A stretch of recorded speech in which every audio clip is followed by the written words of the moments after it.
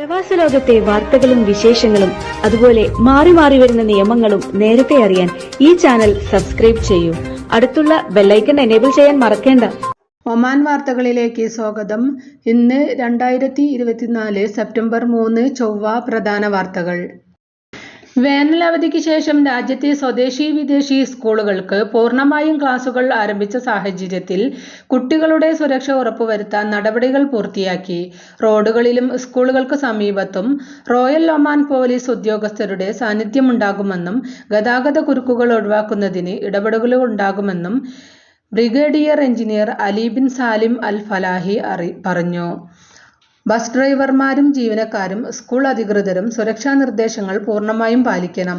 റോഡുകളിൽ ശ്രദ്ധ കേന്ദ്രീകരിക്കണം.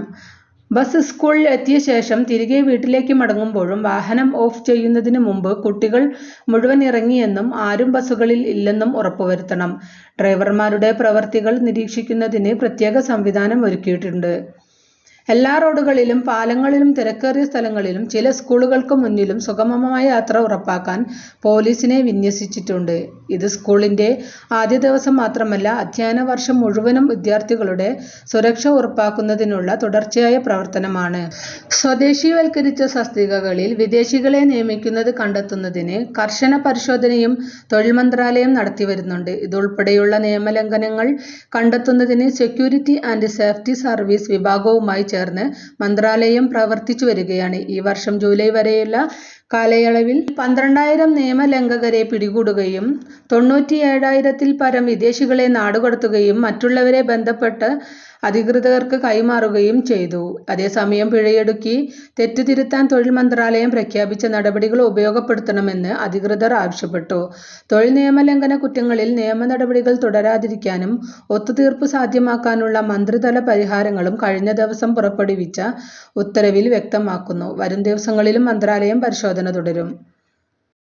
ഇറാഖിലെ ബസറയിൽ വ്യാഴാഴ്ച നടക്കുന്ന ഒമാൻ ഇറാഖ് ലോകകപ്പ് യോഗ്യതാ മത്സരങ്ങളിൽ ടീമിന് ആവേശം പകരാൻ പറക്കാനൊരുങ്ങുന്ന ഒമാനി ഫുട്ബോൾ പ്രേമികൾക്ക് സന്തോഷ വാർത്ത. കരാതിർത്തി വഴിയും വിമാനമാർഗവും ഇറാഖിലേക്ക് എത്തുന്ന ഒമാനികൾക്ക് വിസ സൗജന്യമായി ലഭിക്കുമെന്ന് ബാഗ്ദാദിലെ സുൽത്താനേറ്റ് ഓഫ് ഒമാൻ എംബസി പ്രസ്താവനയിൽ അറിയിച്ചു. സെപ്റ്റംബർ 2 മുതൽ 5 വരെയുള്ള ദിവസങ്ങളിൽ ബസ്ര ഗവർണറേറ്റിൽ പ്രവേശിക്കുന്നതിന് അനുമതിയുള്ള വിസയാണ് ലഭിക്കുക. വടക്കൻ ബാത്തിന ഗവർണറേറ്റിൽ തൊഴിൽ നിയമലംഘകരെ പിടികൂടുന്നതിന് വ്യാപക പരിശോധനയുമായി തൊഴിൽ മന്ത്രാലയം. ലേബർ ഡയറക്ടർ ജനറൽ സംയുക്ത സംഘം നടത്തിയ പരിശോധനയിൽ ഓഗസ്റ്റിൽ 1004 പേരെ അറസ്റ്റ് ചെയ്തു. ഇവരിൽ 403 പേരെ തുടർ നടപടികൾക്കായി പബ്ലിക് പ്രോസിക്യൂഷന് കൈമാറിയതായും മന്ത്രാലയം അറിയിച്ചു. തൊഴിൽ നിയമങ്ങൾ ലംഘിച്ച് ഒമാനിൽ ജോലിയിൽ തുടരുന്നവർക്കെതിരെ വരുന്നത് കർശന നടപടികളാണ്. സ്വദേശീവൽക്കരിച്ച തസ്തികകളിൽ ജോലി ചെയ്യുന്ന പ്രവാസികൾ, അനധികൃതമായി ഒമാനിൽ പ്രവേശിച്ച് തൊഴിലെടുക്കുന്നവർ തുടങ്ങിയ നിയമലംഘകരെ കാത്തിരിക്കുന്നത് നാടുകടത്തുന്നതുൾപ്പെടെയുള്ള നടപടികളാണ്. തിരികെ ഒമാനിലേക്ക് മടങ്ങി വരാൻ സാധിക്കാത്ത നിലയിലാകും രാജ്യത്തു നിന്നും മടക്കി അയക്കുന്നതെന്നും തൊഴിൽ മന്ത്രാലയം കഴിഞ്ഞ ദിവസം വ്യക്തമാക്കിയിരുന്നു. സീബ് വിലായത്തിൽ വീടിന് തീപിടിച്ച് 2 പേർ മരണപ്പെട്ടു. ഒരാൾക്ക് ഗുരുതരമായി പരിക്കേറ്റതായും സിവിൽ ഡിഫൻസ് ആൻഡ് ആംബുലൻസ് വിഭാഗം അറിയിച്ചു. പരിക്കേറ്റയാളെ ഉടൻ ആശുപത്രിയിൽ എത്തിച്ച് വിദഗ്ധ ചികിത്സ ലഭ്യമാക്കി. മരണപ്പെട്ടവരെക്കുറിച്ചോ പരിക്കേറ്റയാളെക്കുറിച്ചോ കൂടുതൽ വിവരങ്ങൾ അധികൃതർ പുറത്തുവിട്ടിട്ടില്ല. തിങ്കളാഴ്ച രാവിലെയായിരുന്നു അപകടം. തീപിടുത്ത കാരണം വ്യക്തമല്ല. താമസ കെട്ടിടത്തിനുള്ളിൽ നിന്നും തീ ഉയരുകയായിരുന്നു. സംഭവം അറിഞ്ഞ് നിമിഷങ്ങൾക്കകം സ്ഥലത്തെത്തിയ അഗ്നിശമന സേന തീ നിയന്ത്രണ വിധേയമാക്കുകയായിരുന്നു. എന്നാൽ ഇതിനിടെ 2 പേരുടെ മരണം സംഭവിച്ചിരുന്നു. വീടിനുള്ളിൽ പുക നിറഞ്ഞ നിലയിലായിരുന്നു. ഫർണിച്ചറുകളും മറ്റു ഗൃഹോപകരണങ്ങളും ഉൾപ്പെടെ നിരവധി സാധനങ്ങൾ കത്തിനശിച്ചു. വലിയ നാശനഷ്ടവും കണക്കാക്കുന്നു. വാഹനങ്ങളിൽ നിന്നും ബാറ്ററികൾ മോഷ്ടിച്ച സംഭവത്തിൽ പ്രവാസികളെ റോയൽ ഒമാൻ പോലീസ് അറസ്റ്റ് ചെയ്തു. കഴിഞ്ഞ ദിവസം വടക്കൻ ബാത്തിന പോലീസ് കമാൻഡാണ് 5-അംഗ സംഘത്തെ അറസ്റ്റ് ചെയ്തത്. നിർത്തിയിട്ട ട്രക്കുകളിൽ നിന്നായിരുന്നു പ്രതികൾ ബാറ്ററികൾ മോഷണം നടത്തിയിരുന്നത്. വിലായത്തിന്റെ വിവിധ ഭാഗങ്ങളിൽ നിന്ന് ഇത്തരത്തിൽ മോഷണം നടത്തിയിരുന്നതായി കണ്ടെത്തി. പ്രതികൾക്കെതിരെ നിയമ നടപടികൾ പൂർത്തിയാക്കിയതായും പോലീസ് അറിയിച്ചു. ഇന്ത്യൻ ഡിഫൻസ് കോളേജ് പ്രതിനിധികൾ ഒമാൻ സന്ദർശനത്തിൽ. ഒമാൻ ഡിഫൻസ് കോളേജ് സന്ദർശിച്ച ഇന്ത്യൻ ഡിഫൻസ് കോളേജ് സംഘത്തെ ബൈത്ത് അൽ ഫലജിൽ റിയർ അഡ്മിറൽ അലി അബ്ദുള്ള അൽ ഷിദി സ്വീകരിച്ചു.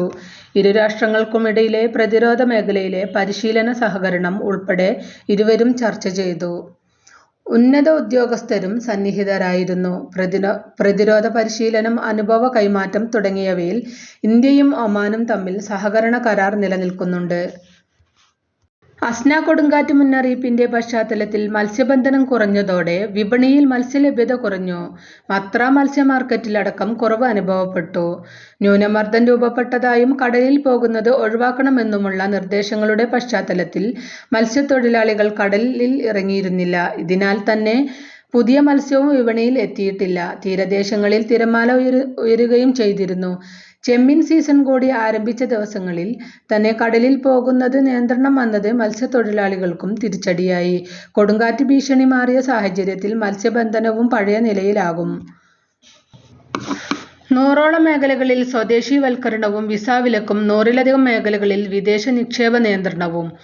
സ്വദേശികൾക്ക് കൂടുതൽ തൊഴിലും അവസരങ്ങളും നൽകാനുള്ള സർക്കാർ നടപടികൾ പുരോഗമിക്കുമ്പോൾ പ്രവാസികൾക്ക് തിരിച്ചടി തുടരുകയാണ്.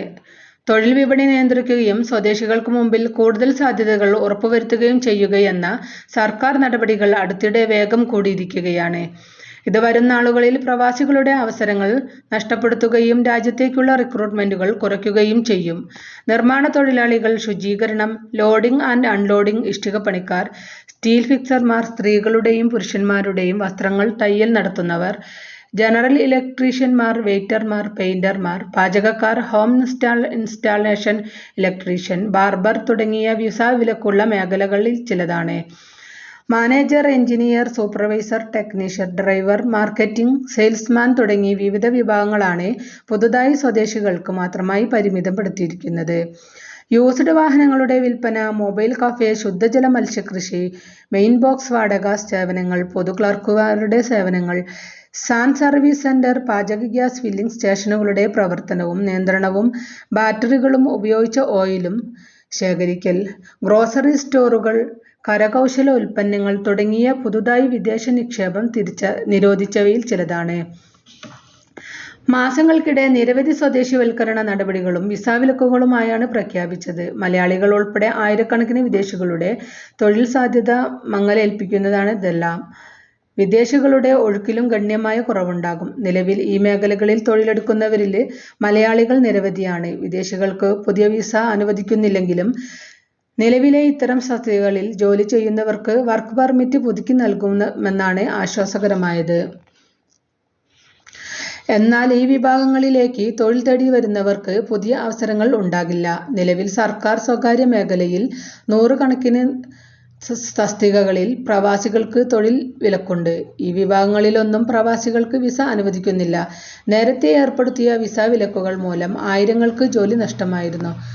ഗ്രോസറി സ്റ്റോറുകൾ, യൂസ്ഡ് വാഹനങ്ങളുടെ വിൽപ്പന, മൊബൈൽ കഫേ അടക്കം മലയാളികൾ അടക്കം വലിയ തോതിൽ നിക്ഷേപം ഇറക്കുകയും സംരംഭങ്ങൾ ആരംഭിക്കുകയും ചെയ്യുന്ന മേഖലകളിലാണ് നിക്ഷേപം വിദേശികൾക്കായി മാത്രമായി പരിമിതപ്പെടുത്തിയിരിക്കുന്നത്. ഈ മേഖലകളിലേക്ക് സ്വദേശികൾക്ക് കടന്നുവരുവാൻ അധികൃതർ അവസരമൊരുക്കും. രാജ്യത്ത് വിപണിയിലും സ്വദേശികളുടെ തൊഴിൽ മേഖലകളിലും ഇതുമൂലം ഗുണകരമായ മാറ്റമുണ്ടാകും.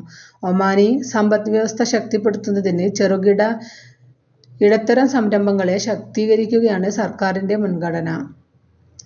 തങ്ങളുടെ പദ്ധതികൾ സ്ഥാപിക്കുന്നതിന് ഒമാനികൾക്ക് ഇളവ് നൽകുന്നതും പൗരന്മാർക്ക് തൊഴിലവസരങ്ങൾ സൃഷ്ടിക്കുന്നതും പുതിയ നീക്കത്തിന്റെ ലക്ഷ്യങ്ങളാണ്. വിദേശ നിക്ഷേപകരെ തടയുന്ന വാണിജ്യ പ്രവർത്തനങ്ങളിൽ ഒമാനി നിക്ഷേപകരെ മാത്രമേ അനുവദിക്കൂ.